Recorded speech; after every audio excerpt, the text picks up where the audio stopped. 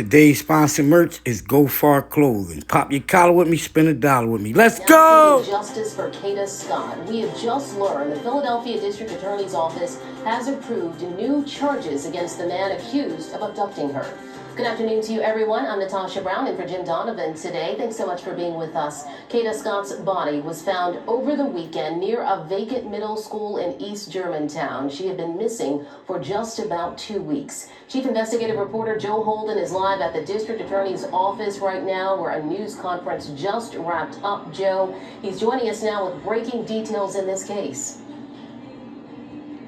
Well, Natasha, good afternoon to you. So that news conference, as you said, ending moments ago, and we know now that there are new charges filed against Keon King. Those charges include for the burning of a car, as well as arson causing a catastrophe and conspiracy. Now, this was a 2008 Hyundai Accent, according to prosecutors.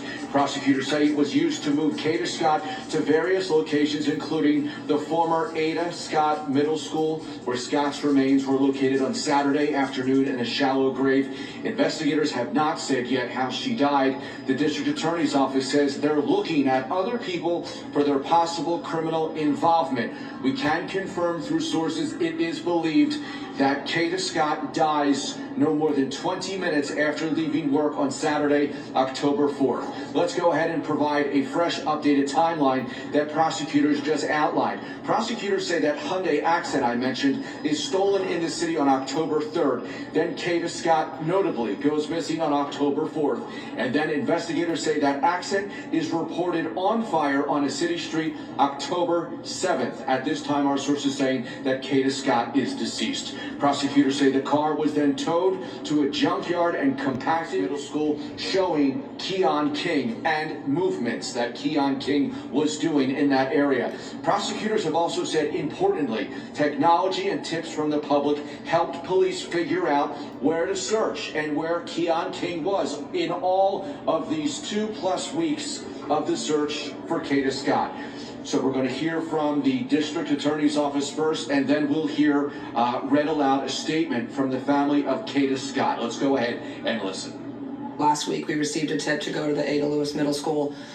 Investigators did a thorough search. Essentially, what the new tip was this weekend was go back. It was go back, she's there, look again, and they did give more specific details in terms of where to look, and ultimately that is what led us to her. Please continue to keep us in prayer as we navigate this unimaginable loss. Our hearts are broken beyond measure. We are profoundly thankful to every person who shared Kada's story. It was missing. He said, "What?" It went silent, and then the phone hung up. Now, people are saying that I should have went to the cops and that I was protecting Keon, which is not true. You guys have to keep in mind that this was my actual friend. I had no thoughts whatsoever that he could have been capable of anything like this. It was an anonymous tip that came in through our tip line, as we have been asking for. But it was very specific as to detailing us and directing us to a specific location in the wooded area, going back to your question. A very specific Her family has searched for answers. And on this day, although they were holding out hope to find her safe, they would receive news they did not want. Now, the search for Kada started after she vanished from work. On October the 4th, 2025, Kada went on a date and rushed home because she had to be at work. Now, as far as who she was on a date with, that has not been revealed by authorities. But she had just started a job within the last couple of weeks at a nursing home to help pay for college. So after her date, she rushed home to get dressed for work. Now, investigators say Kada Scott showed up to work the overnight shift at the senior living facility around 10 p.m. When she arrived at work, she clocked in like she normally would, but within 20 to 30 minutes, she walked out straight to the man who would take her life. Now, authorities later revealed that for reasons investigators have not disclosed, Kada left her job shortly after arriving. What the investigation would go on to uncover is that Kada had been in communication with 21-year-old Keon King that evening.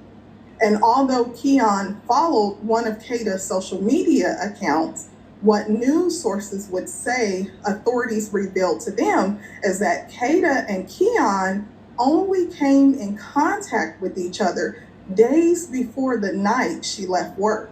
Now, when Kada stepped away from her job that evening, what she may not have known was that Keon may have thought he had come up with a sophisticated plan that would ultimately end with Kada losing her life. Now, according to investigators, when Kada left her job at the nursing facility, there were no cameras on the property to capture what happened next. Instead, investigators turned to technology, which in this case became their silent witnesses on the property to capture what happened next. Instead, investigators turned to technology, which in this case became their silent witnesses. Kada's cell phone, her Apple Watch, and digital data to retrace her final movements was used. Now, through that technology, they were able to confirm that Keon King was the last person known to be in contact with her. Now, see, the day before Kada would leave work on October the 4th, Keon has stolen a vehicle. And according to the district attorney's office, when he came to Kada's workplace, he arrived in that stolen car. Now, while investigators Shout out for everyone for watching. We want to send a special shout out to her family. May she rest in peace. Long live her. And let's go!